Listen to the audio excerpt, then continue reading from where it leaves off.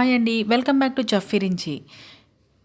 ఈరోజు మనం మన అమ్మమ్మలు, నానమ్మలు కాలం నాటి కోడిగుడ్డు పులుసు తయారీ విధానాన్ని తెలుసుకుందాం. ఇది రైస్‌లోకి అలాగే జొన్న సంకటిలో కూడా చాలా బావుంటుంది. ముందుగా దీనికి కావాల్సిన ఇంగ్రీడియెంట్స్ బాయిల్డ్ ఎగ్స్ మనం 5 ఆర్ 6 తీసుకోవచ్చండి. అలాగే సన్నగా తరిగిన ఉల్లిపాయ ముక్కలు, ఒక చిన్న టమాటో, అలాగే పచ్చిమిర్చి, పసుపు, ఉప్పు, కారం, అలాగే గరం మసాలా పొడి, అలాగే నానబెట్టిన చింతపండు కొంచెం అండి. ముందుగా మనం స్టవ్ అంటించుకుని ఒక 2 నుంచి 3 టేబుల్ స్పూన్లు ఆయిల్ వేసుకుని ఇందులో ముందుగా పచ్చిమిరపకాయలు వేసుకోవాలి. ఇప్పుడు ఇవి కొంచెం వేగిన తర్వాత మనం ఉల్లిపాయ ముక్కలు కూడా యాడ్ చేసుకుని కొంచెం గోల్డెన్ బ్రౌన్ కలర్ వచ్చేంత వరకు మనం వేయించుకోవాలండి ఉల్లిపాయలు. అలా ఈ విధంగా కొంచెం దగ్గరికి ఇంకా కొంచెం లైట్గా కలర్ రావాలి. ఇలా మిక్స్ చేస్తూ ఉండాలండి, లేదంటే అడుగు అంటుతుంది. ఇప్పుడు ఇందులో మనం టమాటా కూడా యాడ్ చేసుకుందాం.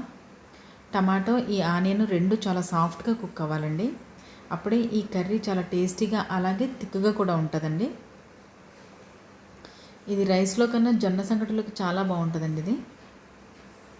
అలాగే ఇప్పుడు ఉప్పు, పసుపు, కారం, ఇవి కొంచెం కారం ఎక్కువే పడుతుందండి ఈ కర్రీకి. మొత్తం ఒకసారి మిక్స్ చేసేసుకుని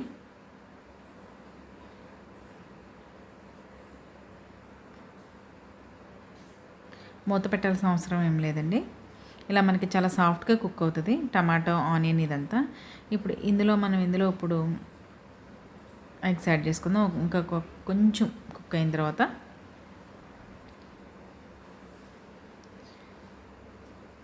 ఇప్పటికీ ఈ కోడిగుడ్డు పులుసు అంటే చాలామందికి నచ్చుతుందండి. ఇప్పుడు మనం ఎగ్స్ని ఇలా స్ట్రైట్గా కట్ చేసి కొంచెం నాట్లు పెట్టుకుని వేసేసుకుందాం ఇందులో.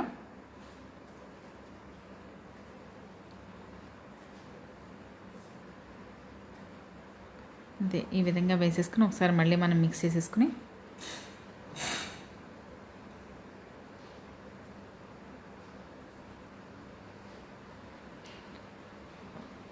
ఒక 2 నుంచి 3 నిమిషాల పాటు ఇలా కొంచెం కుక్ అవనిద్దామండి ఎగ్స్ని, ఈ గ్రేవీని.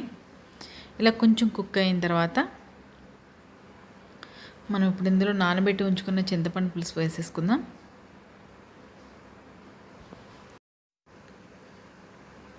ఇలా చింతపండు పులుసు వేసేసుకున్న తర్వాత మనం ఒకసారి మిక్స్ చేసేసుకుందాం.